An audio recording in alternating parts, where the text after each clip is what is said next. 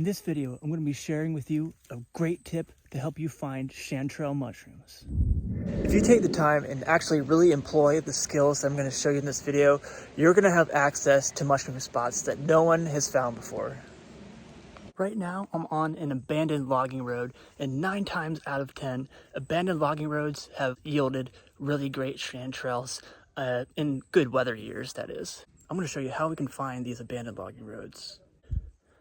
Abandoned logging roads are generally very flat and have different slopes to them, on lots of chanterelles going along the side of the logging road and on the hillsides. Right now, I'm at the base of a western hemlock tree. Chanterelles are mycorrhizal mushrooms, and so they grow in association with certain types of tree roots. You'll find chanterelles growing around lots of different conifer trees, mostly western hemlocks and firs. You'll often find them in little depressions like this at the base of the trees. Now, there's no way to get around the fact that to find new mushroom picking spots, you're going to have to get boots on the ground, get your steps in, and investigate new areas. My goal for this video is to do a bit of a technical deep dive of research you can do at home to help you get some direction and to really find some really great spots that a lot of people probably would have no idea to look for. Now, if you have no idea how to find logging roads, that's what I'm going to help you do in this next section of the video. It's not a super straightforward process for finding logging roads because there's state timber management areas and there's also private companies. And the private companies don't make it easy to find where their logging roads are just as a security thing. So let's go inside and sit down at the computer and see what kind of work we can do to give ourselves the edge to find some really great chanterelle mushroom hunting spots. So we're talking about chanterelles, and so you're somewhere that usually has forests, and I live in Washington State. Let's say you live in Washington State, and so places that have forests tend to have some sort of Department of Natural Resources, and Department of Natural Resources tend to have some sort of geographic information system data. And so what we want to know is, where are some of the logging roads that are being used? And with Washington State, we can go to their, and somewhere on the page, we can go to find GIS data, or, you could also just call. We can go to their contact information and we can actually just call somebody, and they're actually quite helpful. You can just say, hey, I want to know where I can find logging roads or the maps of logging roads, and they'll direct you to something. So what we're going to do is we're going to go to find GIS data, okay? And we want to know, well, we can do timber, we can do roads, forest roads. Let's just look up roads, okay? If we look up active roads, that's going to just be like literally all the active roads, proprietary roads. What's this? So really what we're looking for we want to know where those orphaned and abandoned roads are. Those are the places where it's going to be, the timber that's there, the forest is going to be a lot more mature, and it's not going to be a clear-cut area. And so I already have that pulled up here. And the advantage of finding this data is it gives us some area to kind of focus on looking.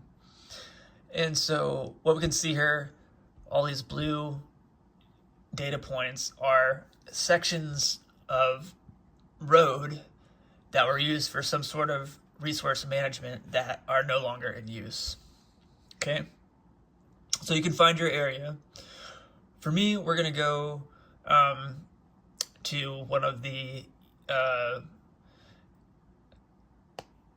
southern, one of the more northern, like mid-Cascade reaches.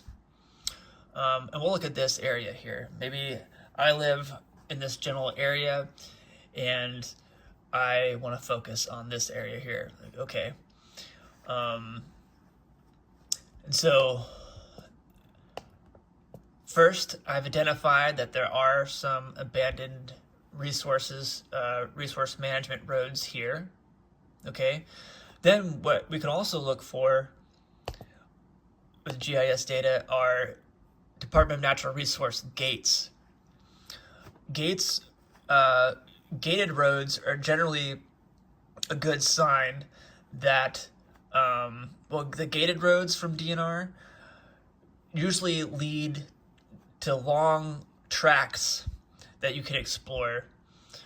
Now, of course, you could just do the old method of just driving around the mountain highways, the kind of lesser known areas, the back roads, things like that, and make note of and put GPS points for your Google Maps where you see gates with long gravel roads. Gates with gravel roads should pique your interests.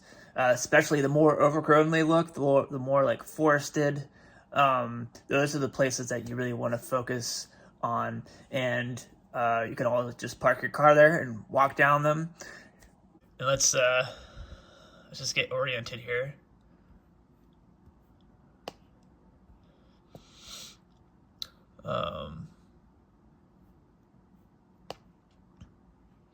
Okay, so if we're looking here, Salton, Youngs Creek area, this Youngs River Truck Trail. Okay, let's say that I know I found this road.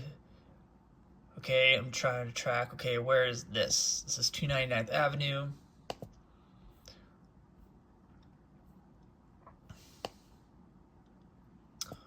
Um,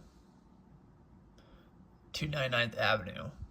Okay, so on 299th Avenue, there are several types of DNR gates here. And it's up to you to figure out what kind of passes or permits you might need to access these areas. I know that for these areas, you just need, in Washington State, we have something called a Discover Pass. And with that, you can access all these areas. And so really what we can do now is we can back this up with Google Maps. When you're investigating these roads, you're looking for areas that have not been recently clear-cut. You want to find places on these roads where the forest has grown up quite a bit. There's an established understory, and especially with some topography.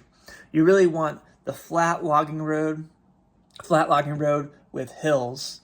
So you might have an uphill and a downhill. It was built on a slope.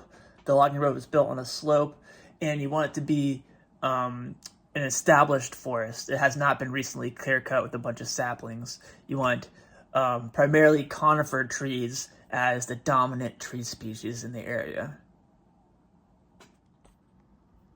Okay.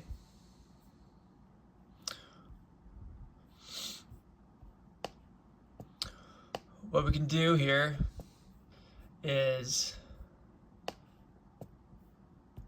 we can locate our road.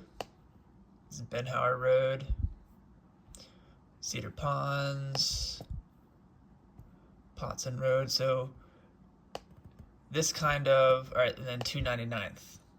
Okay.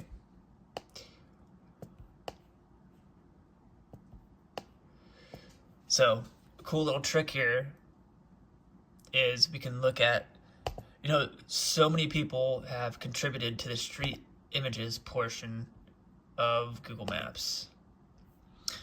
And what we can do is we can click on this little guy, and let's zoom out here. These are all points. These little bubbles that'll come up. Well, someone drove this whole road, so we can look at almost any point on this road. And scope it out. What's going on down this road? Okay. This is amazing for scouting out areas. Not every place has photo points, but surprising amount do. And so what we can do here is we can say, okay, what does this look like right here?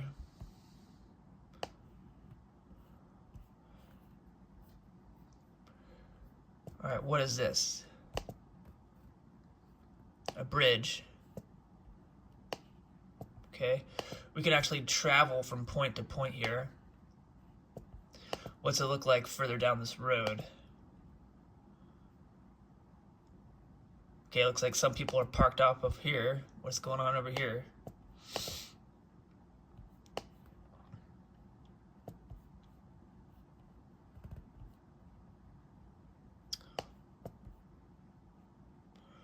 We can zoom out and see. We can look at the DNR gates here. Let's see. And what I'm trying to do is find a corresponding on-the-ground photo point that matches up with one of these areas.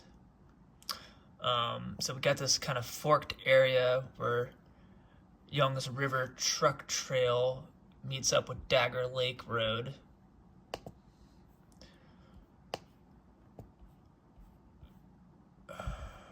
Now is that this here?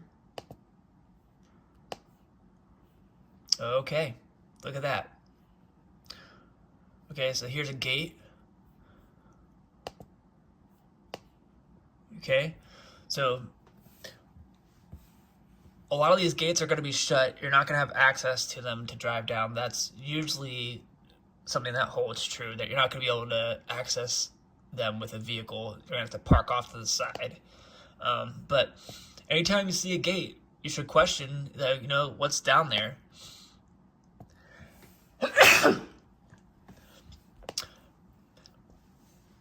And I know personally, because I've been down this road, that there's a whole clear-cut area off here, and then it gets into more mature forest that you push back in, where you will certainly find some mushrooms.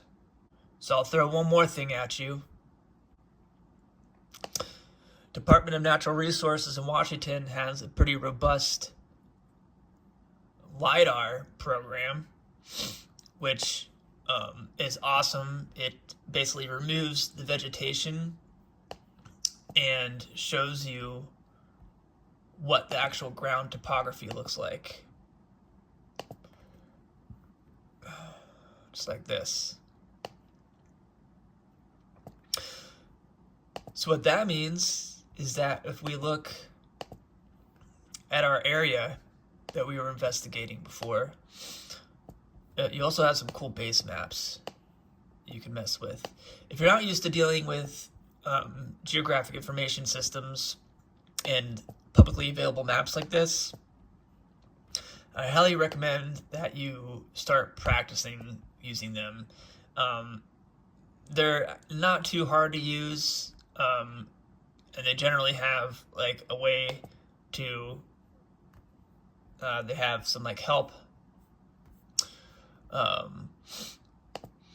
So what we can do is go to, all right, so here's where Sultan. Okay, we're gonna find our same area. Cedar Ponds, 299th.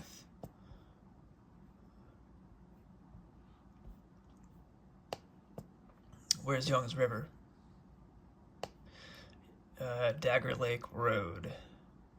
All right, so here's that fork in the road here. Young's. All right, so you can only zoom in so far here. So, Young's River Truck Trail. What we can do is, let's bring up the LiDAR.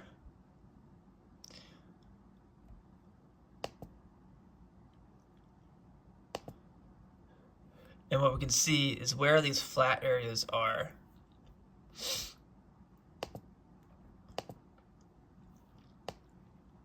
We can see there's this trail that goes out here and kind of peters out, You know, we're looking for places like, where is it that they haven't cut in a long time? And let's see here. You can only zoom in so far. So that's still the road. So let's say I wanted to investigate this area more here. We can see from the LiDAR data kind of where all this, and we can do the hide all, especially where it enters forest. Now this is all forested anyway.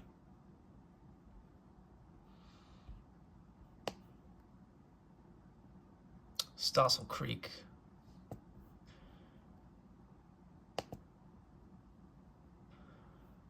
Okay, so you see what I'm saying here? We can just kind of double check and see, you know, like, where is there a trail? We can see, like, where is there a place where the trails kind of peter out? Is there ones where it extends out that's not actually on, like this one right here? Let's look at this, for example. This trail supposedly goes out this way, but if we look at the LiDAR data, we can see that it actually kind of goes a little bit further, and maybe that's a little bit overgrown. Like, maybe we should investigate that area. So hopefully that wasn't too technical for you. If you have any questions, drop them in the comments below. I hope this really helps you find some new mushroom spots.